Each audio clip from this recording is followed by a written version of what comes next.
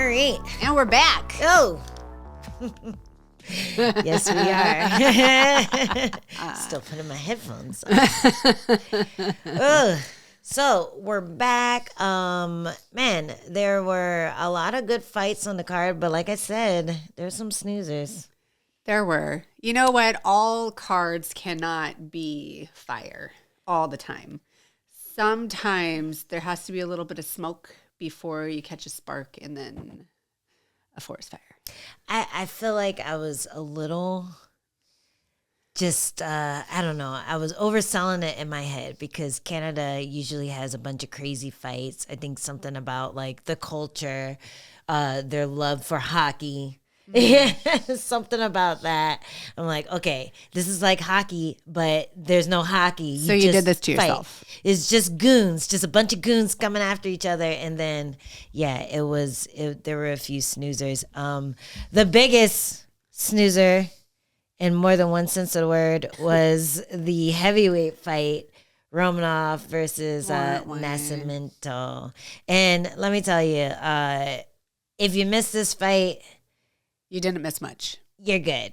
Like, just don't watch it. Don't worry. Don't watch it. It was so bad. So Romanov did his classic thing where he comes in, pushes the guy against the fence, gets a real big mat return, gets him to the ground. But for whatever reason, he couldn't get to the sub like he usually does. He couldn't get to a good smash position where he's hitting him. So the whole time he's just pushing Nascimento through the fence. It looks like the Play-Doh thing because all his belly, all of his heavyweightness, all his muscle and brawn is getting pushed through the fence links.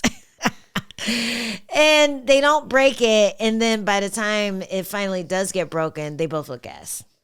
Well, it's interesting that the refs have just been so like on it with trying to break up, stalemates, stalling kind of things. They've been doing it a lot lately. Sometimes. I mean, we were talking about what was the girl's name? Something. The first Petrovic. The first fight. She was on that fence for a long time. Like they gave her a lot of time.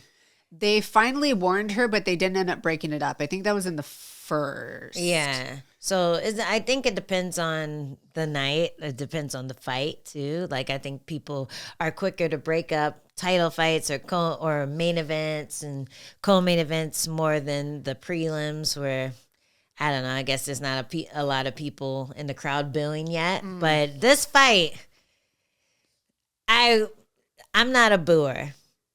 But you booed. But if I were to boo, if I had to pick a fight to boo in, it might have been this one. Because they were so tired. These big boys, they were so tired. A lot of times they were just standing in front of each other. Half the fight, Romanov had his hands by his waist and he's slipping punches, but not like fast. It's just like... Listen, you talk about how, going up in weight classes, there's a lot more mass to move around. So you're going to be a little bit slower. You're going to be a little bit flatter on the feet. He looked like he had a lot of mass that night. He did. He was very massy. But the reason I bring this up is because the stigma of heavyweights in the casual MMA fans. They're so exciting. They're so exciting. Someone's going to get knocked out. Big boys. Oh, my God. And then you talk about women's fights. And you're like, oh, this is the fight I go to the bathroom during. I could have done a lot in the bathroom during that fight. I get that. It was very long. To each their own. If people see things a certain way, they're only ever going to see it that way. They're not open-minded, and they're going to miss out on the good stuff for what they think is better. The good technique, the good, the storylines, the ferociousness, the variety of ways that a fight can be finished. We have it all, guys. Don't And the outfits. And the outfits. We have way better outfits. Potential nip slips. I know. Nobody Booty wants slips. Nobody wants to see Romanov's titties as much as they want to see But Petrovic. they see him the whole time. They saw him the whole time. They see him the whole time. It's not happy? fun. It's not fun. Is it fun? Did you have fun watching that? Yeah. It's okay if you did. I thought their own. that fight was a great ad for women's MMA. It's like, hey guys, it's not always this bad. They forget because I mean, heavyweight fights can be, very uneventful until there's like boom, one big firework, but like there's no like grand finale. There's just like one big boom, and then it's done, and then people forget. They have short memories that this is not the most accurate portrayal of a heavyweight fight. Yeah, and we're not really in the greatest era of heavyweight fights too, or heavyweight fighters in the UFC. So that too makes me a little annoyed that people talk so much crap about women's MMA now when we're doing pretty good right now. We're on the rise. Yeah. And I think if anything, heavyweight might be a little bit on the decline, but maybe having an active champion will save that. And we have John Jones versus Stipe coming up. So maybe that'll revive the heavyweight weight class a little bit. But we lost a heavyweight fight in Derek Lewis. What happened? Well, it was a non-weight cutting issue. So my theory is he got sick. From what? I don't know. I think that's everyone's theory. I think that's what the article said. Oh, is it? It said non-medical issue or non-medical weight cutting. I don't know, but the way I read it, weight cutting issue. Yeah, yeah. I feel like it alluded to there was a medical thing. Yeah. Because that's really the only reason. I mean, he's not going to get pregnant. It's not they're going to pull him for the fight week for being pregnant, as women would be up for. So that's not the issue. It could be that he got sick. Could have been food poisoning. I mean, I remember when I was at your fight in Brazil, there was a guy that got sick backstage. All of a sudden, he had like food poisoning kicked in, and he had to be rushed out on a gurney. Yeah. These like weird things happen during fight week because you're so depleted. Your body is not able to like fight things off the way it normally would. I don't think Derek Lewis was depleted. He could have been. Listen. Well, maybe not diet-wise, but depleted in the sense that he was working hard. He's been working hard. The muscles are fatigued. Yeah, his immune system probably dropped, and it's just kind of easy to, catch something. I mean, it's happened countless times. Mm-hmm. It's not a completely common occurrence, but it does happen. Yeah, so hoping the best for Derek. I feel like he would have breathed some funness into the fight night as well. But luckily, we had a lot of good finishes on the main card and at the end of the prelims, so we didn't need him. But it would have been nice to have him. We would have enjoyed it. But your girl, Jess Duvicious, was able to get a nice spotlight on the main card because of it. Yes. And so that was cool for her. Yeah. But there was another really cool fight that I want to talk about, and that was Justin Stoltzfus.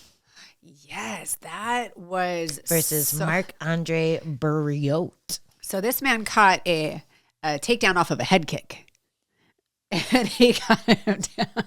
Oh, no, it was a leg kick. Leg kick, sorry. Yeah. I was like, when that happened? Jess Vicious, yeah. Caught a head kick. I was like, wow. That was funny. But that head kick was so light. She like flicked it up and she was like, oh, thank you.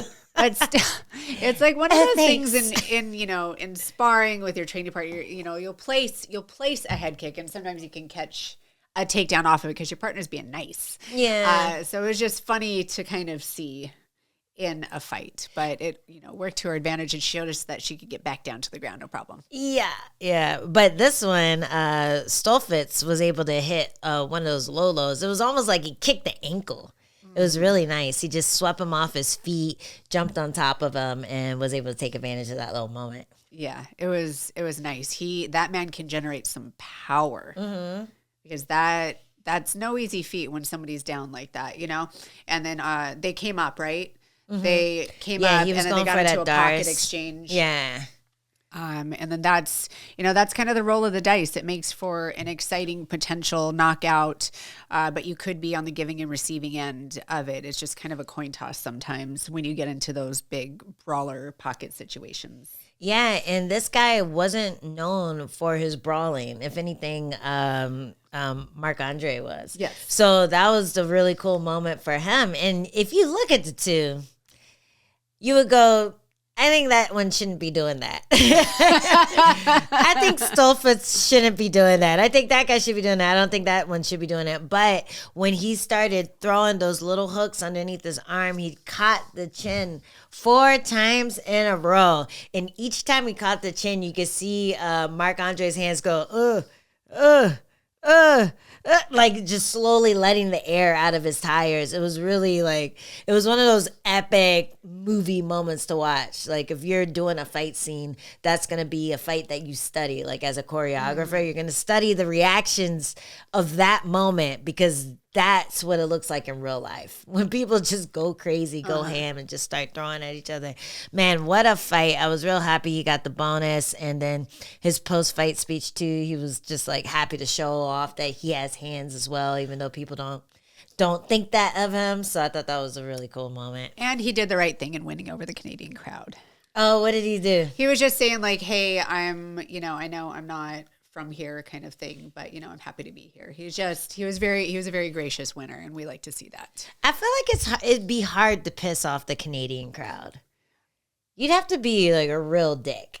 Yeah. Because isn't that the thing? Canadians are just very, very polite. I think they're undercover shady though. Remember, we fought a Canadian when I fought Loopy. Her cornermen were super shady. Oh. They were like fake nice. Yeah. They were fake nice. What's that all about, eh? What's that all about? Nice takedown, eh?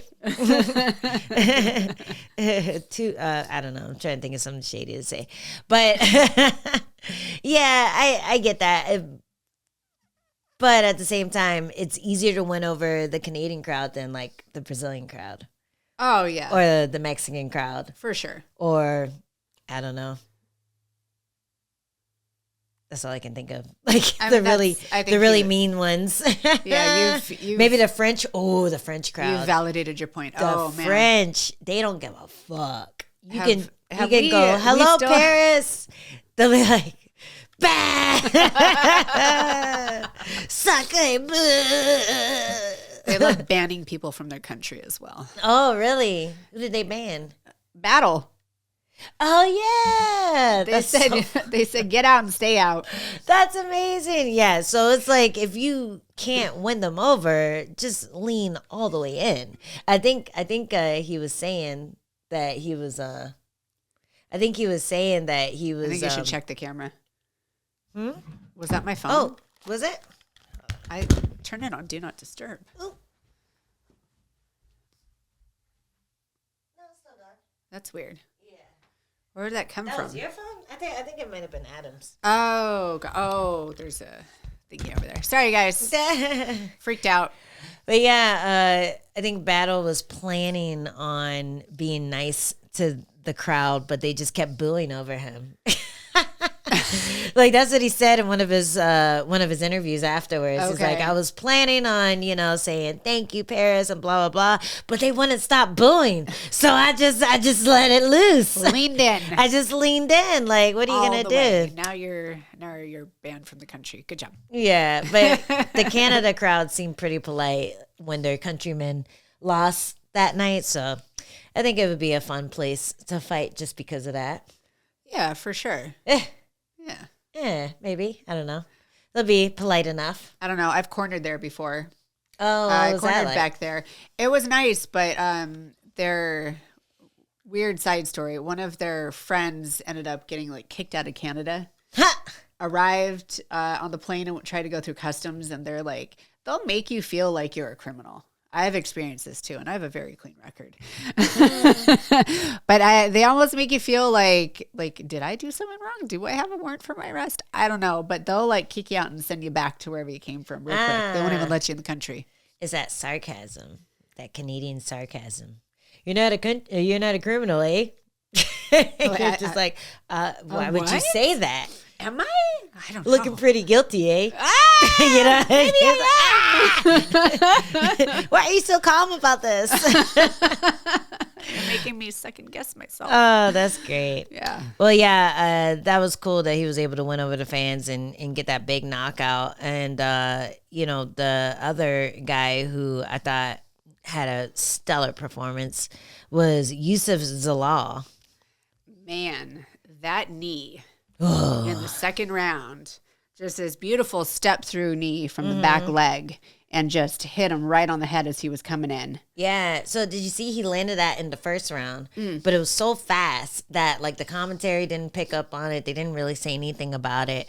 And Jack Shore played it off really well. But I was like, I think that landed. Yeah. Like you saw his head jolt up, and then you weren't quite sure if like it hit his hand or it hit his chest as he dipped in, or if it just tapped him in the chin. And those are the ones that really mess you up. Like that was what happened with Marc-Andre. It was those little taps on the chin that you're not expecting because they're coming in from a weird angle that just like throw off your equilibrium. So that's what happened with Youssef Zalal. And even before that, it was just like a lot of nasty leg kicks, a lot of good striking. They were both really good on the ground. I think Jack Shore thought he'd have the advantage on the ground, but like, you know what a great setup to the takedown is? It's a drop. Yeah. Just drop him. A big old knee to the face. That's a great way to get the takedown. And, Youssef Zalal, he's just been grinding since he got back into the UFC, and it's really cool to watch because he got cut off of a bunch of tough fights. He was able to work his way back in by fighting on the regional scene, getting a bunch of KOs, and then being brought back in and getting a bunch of submissions once he got back into the UFC. And it's just a really nice feel-good story for anyone who's cut pretty early. I was cut like after my second fight in the UFC, and it's hard to have that motivation to once you get there. You always think, oh, I'm in the UFC, or whenever I see people get excited for getting signed, I'm like, ugh, that's the easy part. Listen, these things are not, these experiences though, like if you look back, can you find some appreciation for it? Because these experiences that, the fighters go through, getting cut early and stuff like that, like these are not there to break you. They're meant to build you and make you better. Do you know what I'm saying?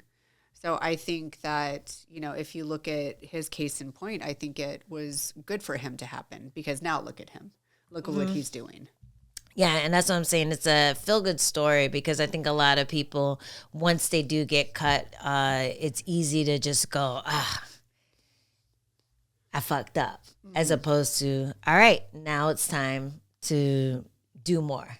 Now it's time to do better. And I love seeing that because it gives a lot of, like, they're cutting people left and right now. So it gives a lot of athletes hope, especially like the ones who got cut off of their first couple of losses, the ones who, just got in there, got the toughest fights, and then they're like, all right, come back when you have more experience. Like, it really gives people hope that, okay, this is what you have to do to get back in, because before it used to be more of a rare story, and now you're seeing it more and more where people are able to go out, impress, get the wins they need, and then come back in and put on a crazy run like Youssef has done, or Youssef Zalal has done. Yeah. And he's out of Factory X too, so those leg kicks are nasty, the ones that he's able to throw, and that little step-in knee is just so sneaky. Like, I'm really excited to see who he fights next because, give him somebody ranked, and I feel like he's going to be able to do the same thing. Drop him, jump on top of him, get the sub. Yeah, it's been impressive. Very impressive. Who do you think that they're going to pair him against next? I'm not sure. He's in the featherweight division. It's one of the most stacked divisions right now. I mean, just looking at the rankings, Dan Ige is number 14. So, which is crazy. Fuck, that's like damn. Like, this top 15 is ridiculous. I think featherweight might be worse than lightweight right now. It's usually featherweight is where it's at. Yeah, it's usually like a toss up between the two on which is the scariest. I mean, lightweight's pretty scary right now too. But in featherweight, you have 15 Edson Barboza, 14 Dan Ige, 13 Bryce Mitchell, 12 Giga Chikadze. I think that would be a fun one. Giga's just coming off of a loss to Arnold Allen. Kickboxers with a little bit of grappling. I think that would be a really cool one to watch just to ease in. You know, I feel like that. Just throw them into the deep end. It's fine. Ease at that. I mean, I'm looking at these matchups. Edson Barboza maybe, but he's still a killer. I mean, we watched him and Lerone Murphy go at it, and that was a nasty, nasty fight. Lerone took his lumps before getting that win. So, I mean, anybody in the top, like. Do you think he should go for top 15 next? I think so. I think that would be fair because he's come back into the UFC and he's gotten 4 finishes or three finishes. Yeah, he's gotten 3 finishes in the UFC, and you have to, at this point. But I wouldn't be surprised if they gave him one more tough unranked guy. I'm not sure who they are, but I'm sure if I see who's ranked number 16 to 20, I'm gonna be like, damn. That's still really tough. Yeah. So I think having a number next to your name just sweetens the deal and makes it more exciting. But I'll watch this guy fight whoever. Sign someone for him to submit again. I don't care because I love watching him fight. It's just the way that he's able to string everything together is really fluid, and I think he's got something special going on. And just his story too just makes it even more of a fun fighter to watch. Yeah, I agree. Well, speaking of fun fighters to watch, we got a lot of really sweet messages from our followers about your last fight. Mm-hmm. And, some news came out, and I was wondering if you just kind of say your piece about it just so we can clear the air and address those kind people who were reaching out and sending their love. Yeah, I really appreciate it, guys. I've just been, taking some time to myself, trying to get back into shape and then get ready for a fight after such a long layoff. It's not like I was on the mats at all. So it was a lot of energy. It was a lot of, stress on me. And I mean, some was real and some of it was me putting it on myself as fighters do. But it was very challenging to get ready for this fight, and I do appreciate your support. MMA media pushes agendas, and they don't always research facts. I did not get cut. I fought out my contract, which was always my goal. It was just to fight out my contract and figure out what I want to do next. Leading up to this fight, I felt good, but there were just a lot of challenges that I faced. But I love fighting. I love improving. I love learning. And I am just kind of ready for the next chapter of my life. I don't know what it looks like, but I was kind of disappointed, not surprised that the MMA media outlets just kind of took the opportunity to take my voice away from me in a way. So it is what it is, though. I just, I'll still be training. Maybe I'll compete again. Who knows? But I have real estate. I have the podcast. I have, other things that I'm doing and working on. And I'm just kind of ready, to do those things and explore that. I've just had to deal with so many layoffs, and it's just kind of taken a lot out of me. So I'd like to just, regroup and figure out what I'm going to do next. Yeah. But love you guys, and I really appreciate all your kind words. They don't go unnoticed. But, I love this sport, and I'll continue to, love it and support it and champion it. Hey, we would hate if you didn't.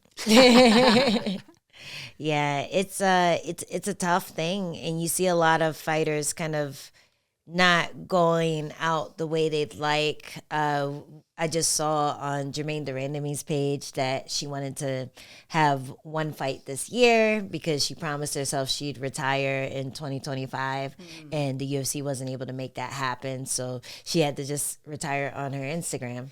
Yeah, And but at least she had an opportunity to voice that, yeah.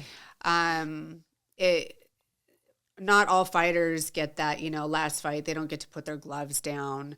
Going into this fight, I never wanted to say like, oh, this is, definitely going to be my last fight. I didn't want to train for a fight and prepare for a fight with that kind of energy. And I'm also a private person, so I didn't want to voice it out there. I just wanted to do my best in preparing for a fight, and no matter what it looked like, deal with it after that happens. But not all fighters get the exit that they want, and that's unfortunate. I would have liked to have exited in a different way, and had I, vocalized and thought it through a little bit more, or just thought about more of the after the fight, it could have been different. But it is what it is, and the universe will, direct us or redirect us in the direction that, we're supposed to be in. But I feel like, sometimes it's just really unfortunate when things get taken out of the fighter's hands. Mm-hmm.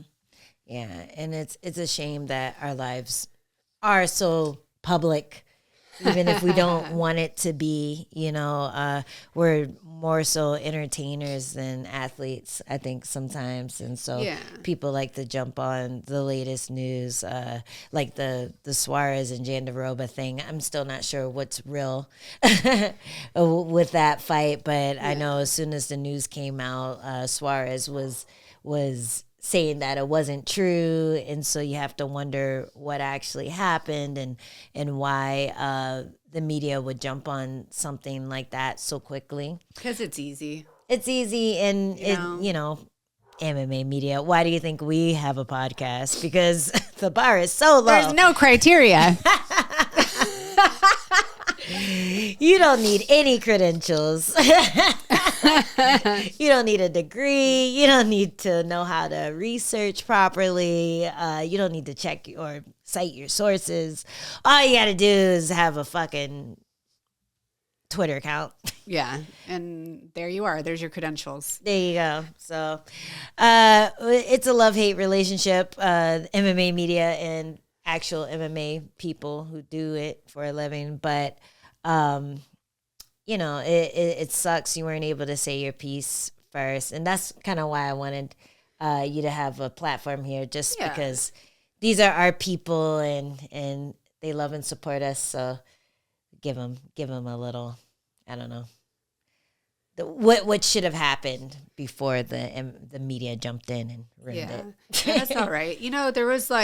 There was always this thing in the back of my mind, because I do believe that everything happens for me. Like, even all of these layoffs and, losses and ups and downs, like, MMA has never been an easy path, but it was, my choice. And I, just like it was your choice to shut the door on your dog. Why do you react like that? Oh man. But it's it has been my choice to continually, try. And there is like something in my mind that I always felt, or I was like, if I keep going, something great will come from this, and maybe this isn't. Oh my God.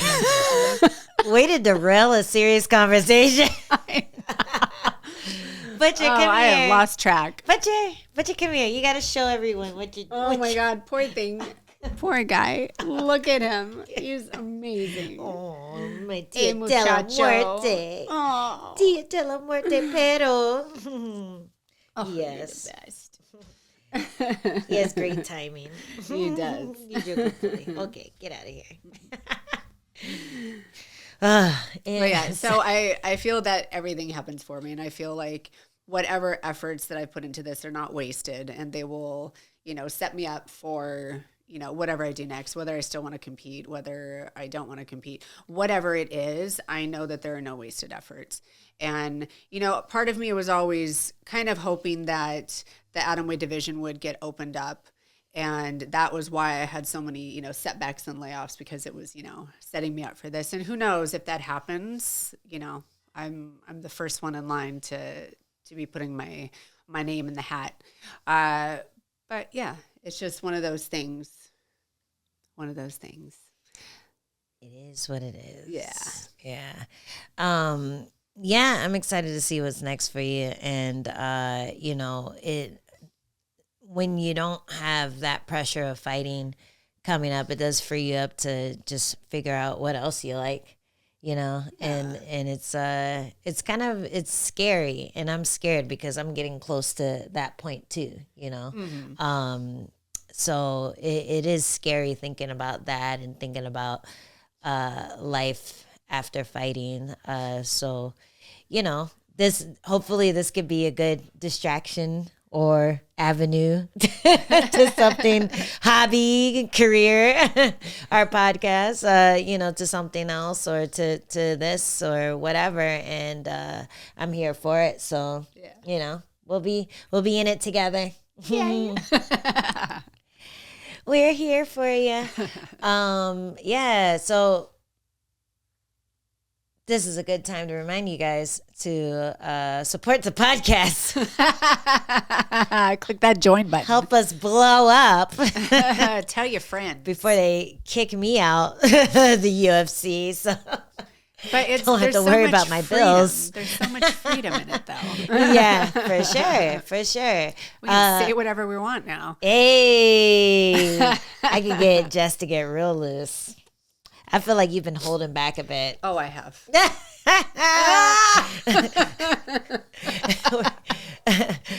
Definitely gonna get kicked out of UFC now. Like, did you find out your contract? No, I didn't. Funny enough. Aren't you coming off a win? Yeah. Weird. I am. So strange. I guess they watched episode 205. I feel like if it happens, I know exactly what episode it was. For sure. That someone got wind of. Was it worth it? Was it worth the laughs? I'm the only one that laughed. It depends on how many likes you got. Did it go viral? Did it? It probably wouldn't have. It's all for nothing. Well, speaking of looking forward to the future, there's some fun fights happening next week at the Apex. Keep your eyes on Eric Colin, Derek Clearly, Sal D'Amato, all the other ones on our list. Juno Chirico. Was that guy's name? Jun Chirico. It's a like kind of Japanese sounding one. Oh, I was thinking about the Ali Muhammad. Oh, I don't think he leaves Saudi Arabia. Oh, well, I remember him. Abu Dhabi. I remember him. I don't think he has a visa like Chimaev. But next week we're gonna have some fun fights in the Apex, including my former foe, now friend, Luana Pinheiro. She'll be fighting Jillian Robertson in the strawweight division. Man, there's some really good ones. Yeah. I'm trying to pull it up. We got Carolina Kowalkiewicz against Denise Gomez, a former foe of mine as well. And a former foe of mine. Foe versus foe. Whose foe you think is going to win? Man, I got to go with my foe. I kind of do too. Yeah, okay, foe versus foe. Yeah. That's one of our picks. Oh, did you notice my main incoming event picks for this week were correct? I did. It's been a while for you, so I appreciate, I understand why you're gloating. I understand why you're gloating. Just had to remind you, Well. So we also have Luana Pinheiro versus Jillian Robinson in the strawweight division. Do you have a pick for that one? Ooh, I'm gonna go with Robertson. Really? Yeah. Okay. Sorry, my heart says Luana, but Robertson has been kind of just really on point. Well, she looked really good against Watterson, but I felt like Watterson was kind of a shell of herself in that fight. That was her retirement fight, and it's kind of like what you were saying about having that mindset of this is the last one. She fought like it was her last one. She fought like it was a funeral. Yeah, it was. And that, honestly, like, that's what I had in my mind. I was like, that's why I don't even want to put that out there. I don't want to have that mindset because that's not fair. No, and that makes sense. And I felt like we definitely saw what that could do. It really hurt my heart. Fight. Yeah. Because it wasn't like she was doing her thing, and then Robinson just found her stride and started pulling ahead. It was straight off the bat, backing up. Yeah. Against the fence, not really throwing much offense, and then Robinson, she was looking like the karate fighter. Like, she was over there throwing kicks and punches and setting up her takedowns really well. I have Luana just because she starts really strong. She throws with a lot of heat. I feel like she can land on Jillian and maybe make her a little scared to come in the way she does. But again, it's a super tough fight, and I'm gonna just bet against you for fun, but I think it's a pick 'em. Like, it really does depend on who's able to get their game going first, and if Luana's able to get her like hit hard, throw 'em big, circle, do it again thing going, then I think it might be hard for Jillian to have the confidence to get in on her. Sure, I just think, well, even if Luana does that, the game plan, Robertson is better on the ground. I mean, Luana is a high-level judoka, black belt, and she does have, I believe, a black belt in jiu-jitsu, if not brown. But Jillian is just a little bit more fluid when you get to the ground. So she would have to play it like a very up-down game for Luana. And Jillian, even if she was, put on her back from a throw, I just feel like her ability to grapple and attack aggressively would give Luana trouble. Yeah, I'm not sure about the ground because I don't think we've really seen Luana grapple as much like on the ground, but I think like that transition period, the takedown area is like one person can do judo, one person can do wrestling, and I don't think we've seen Jillian do like a lot of huge throws and stuff like that in fights. No, she goes for that outside single. But yeah, she goes for the outside single, and that can be a perfect setup for a huge Uchimata, huge Hirai sometimes.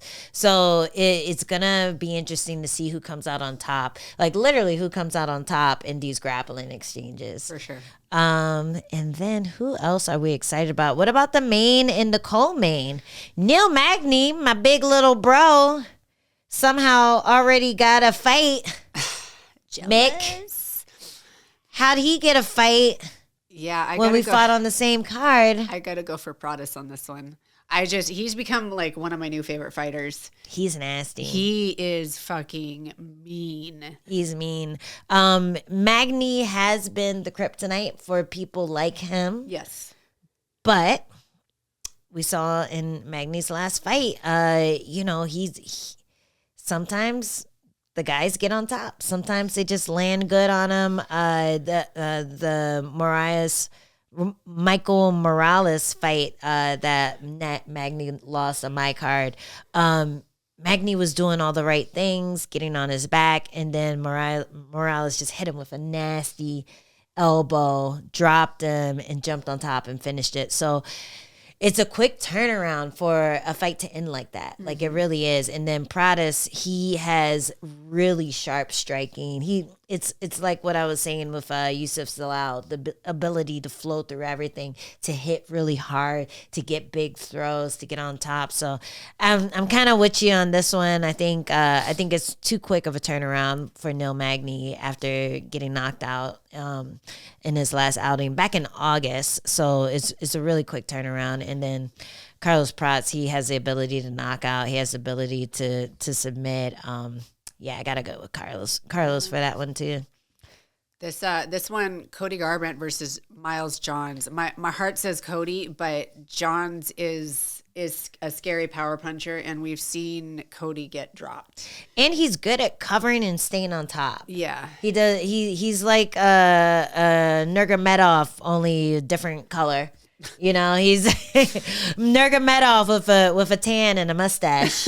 Yeah, he's good at throwing those power punches and then just like getting the big takedown and staying on top. Garbrandt, he's another veteran. He's been around a lot. He's seen a lot, but yeah, to go up against these hard hitting, hungry guys. I feel like they can survive more than the veterans can. So if Cody showed up and came at Miles Johns with the same offense, I feel like Cody loses just because he's been through more. He's been through more wars.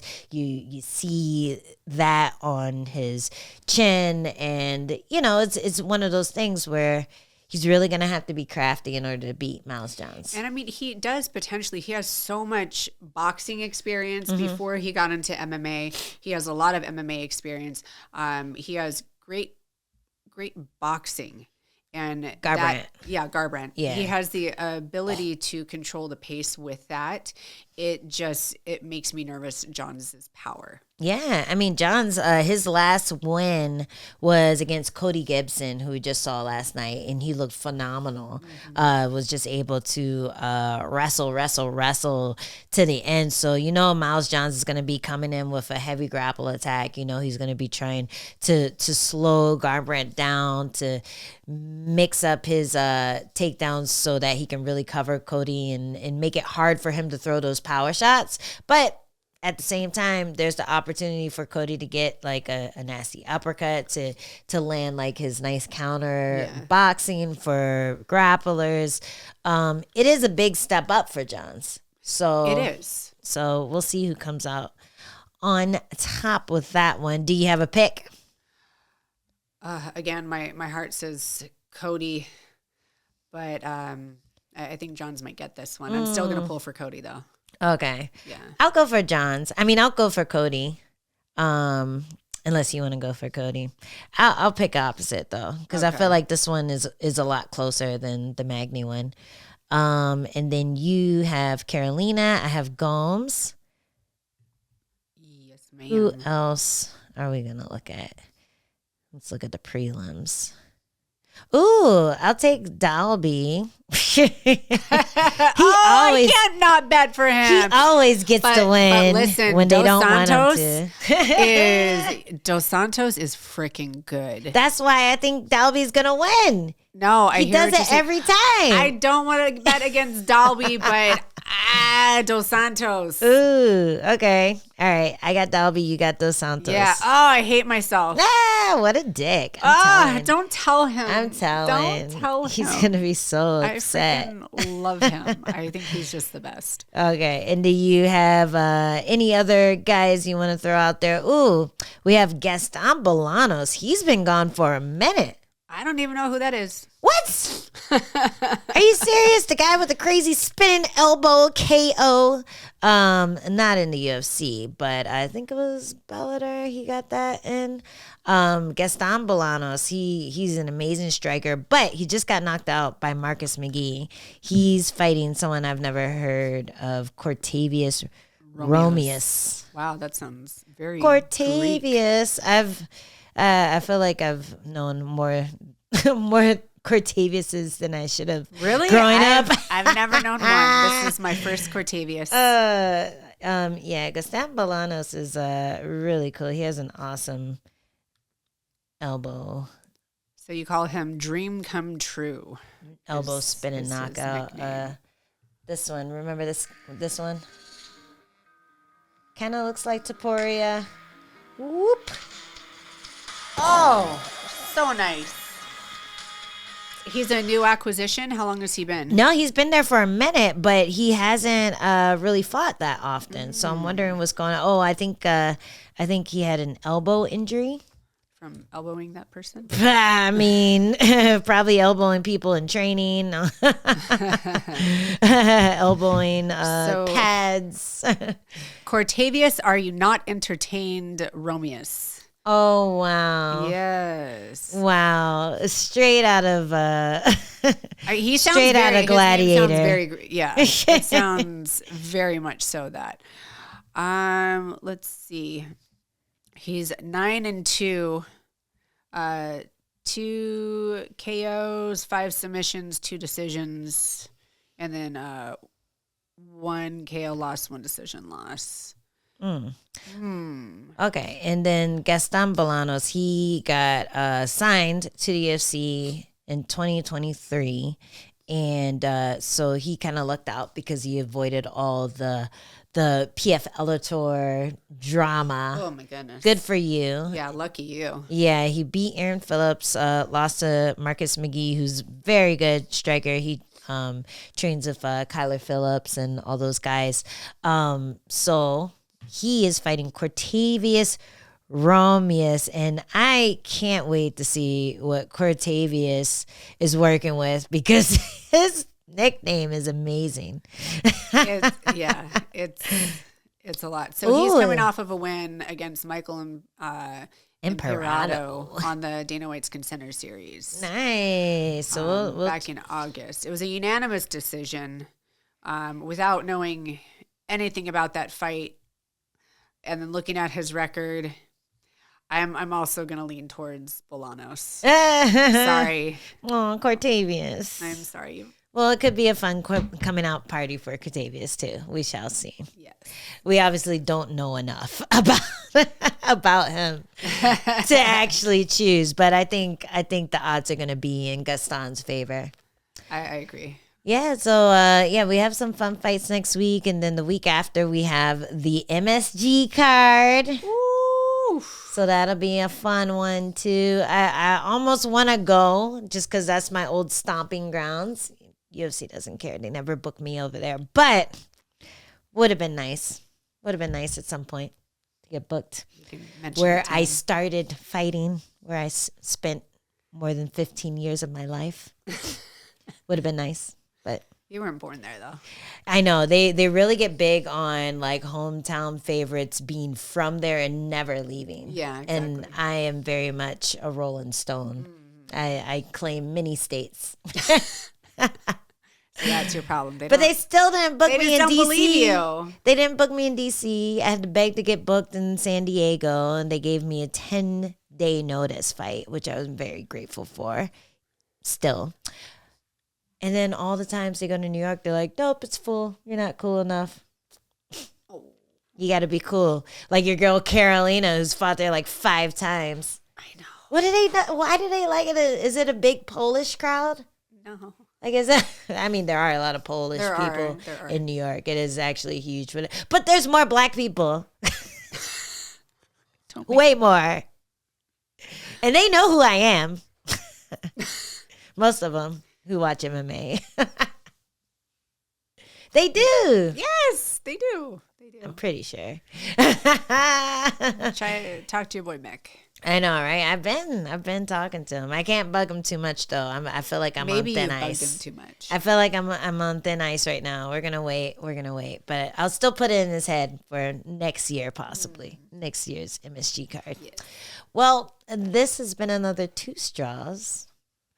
We'll see you next time. Make sure to support the podcast if you are down. It's only $1.99 a month. You'll be supporting our cause. We'll be adding more to the thing. I think we're going to try to look into going live.